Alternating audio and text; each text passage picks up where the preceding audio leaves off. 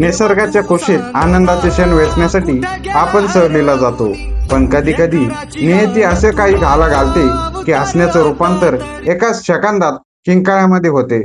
मध्य प्रदेशातील जबलपूर येथील बारगी डॅमवर नुकतीच अशीच एक काळीच पिळवटून टाकणारी एक घटना घडली आहे. नम्रतेच्या शांत पात्रात पर्यटकांनी भरलेली एक क्रूज अचानक उलटली. चहूकडे पाण्याचा वेढा आणि जगण्यासाठी चाललेली धडपड या भीषण अपघातात अनेकांनी आपला जीव गमावला. पण बचाव पथकाला जेव्हा काही मृतदेह सापडले, तेव्हा असलेल्या प्रत्येकाचे डोळे पाणावले. पाण्यात बुडत असताना एका आईने स्वतःच्या जीवाची पर्वा न करता आपल्या काळजाच्या तुकड्याला म्हणजेच आपल्या लहान बाळाला वाचवण्यासाठी शेवटच्या श्वासापर्यंत झुंज दिली.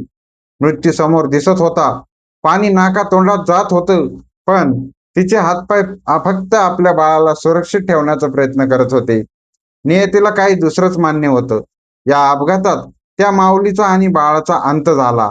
पण जेव्हा बचाव पथकाने त्यांचा मृतदेह बाहेर काढला, तेव्हा आईने आपल्या बाळाला इतके घट्ट मिठी धरले होते की मृत्यू त्या मायेची पकड सैल करू शकला नाही. शरीरातील प्राण गेले होते, पण आईचे प्रेम त्या मिठीत जिवंत होतं.